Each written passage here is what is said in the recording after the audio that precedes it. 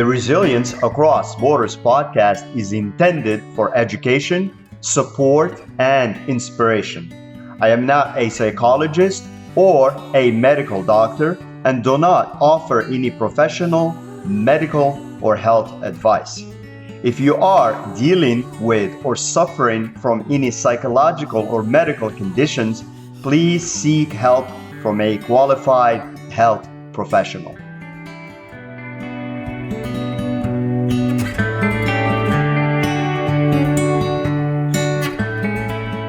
Hello and welcome back to Resilience Across Borders podcast. I'm your host, Rachid, and in today's episode, we will talk about how to choose the right friends and also how to distance yourself from the wrong ones.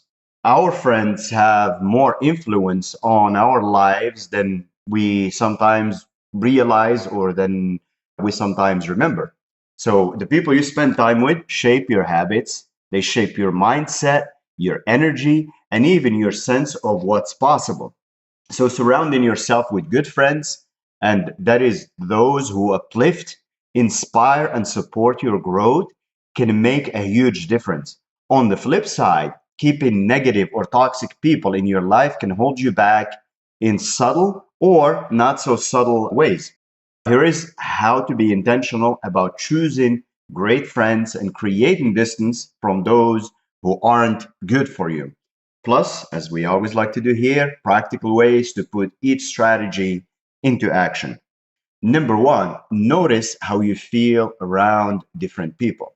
Your body is often more honest than your brain. If you feel drained, anxious, or small after spending time with someone, that's a signal. On the other hand, good friends leave you feeling safe, energized, and encouraged. If you want to take this to the next level, start a people journal for 1 week after you interact with someone, whether in person, over text, or in social media. Jot down how you felt afterward. Notice any patterns. This can help you clarify who's adding to your life and who might be taken away from it. Number two, look for friends who share your values, not just your interests. Shared hobbies are great, but long lasting friendships are built on shared values, whether that be kindness, ambition, integrity, generosity, honesty. If someone shares your vision for the kind of life you want to live, that's a foundation for deeper connection. To put this into practical use, you can join groups, classes, or communities based on personal development, service, or values based causes, not just entertainment. For example, if you value growth, a book club that reads about mindset or self help or a workshop on financial independence could connect you with like minded people. Number three, spend more time with people who embody who you want to become. Ask yourself, if I spent more time with this person, would I be proud of who I'd become? That's not about perfection. It's about energy. It's about character. It's about growth. Spend time with people who stretch you and make you better just by being themselves and by you observing them being themselves and being inspired by that. You can make a list of 2 or 3 people you admire, even from afar, and then reach out and invite them to coffee or a walk or find a way to get in the same environment. Events, classes, communities. Growth is contagious when you're around the right people. Number four, don't be afraid to outgrow people. Outgrowing someone doesn't mean you're better than them. It just means your paths are diverging. Some friendships are for a season, and that's okay.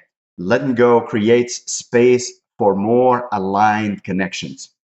If someone constantly brings you down, makes poor choices, or disrespects your boundaries, practice reducing contact gradually. You don't have to make a dramatic exit.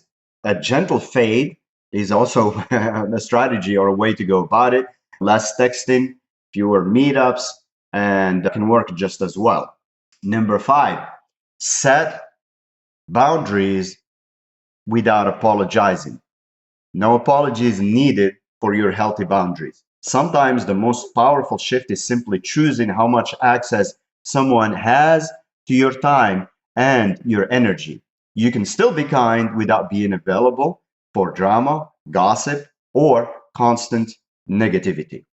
So, for instance, if a friend always vents and never asks how you're doing, you can say, "Hey, I want to support you, but I've got a lot on my plate right now. Can we talk about something lighter today?" This sets a tone without attacking. Number six, be kind or be the kind of friend you want to attract. So, friendship is a mirror. The more you show up as supportive, genuine, and kind, the more likely you are to attract people with the same energy. It starts with you. Of course, you can remove yourself from those that don't reflect good values, good qualities, and things like that.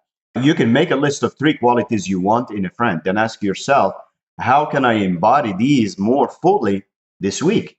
Or how have I been embodying them?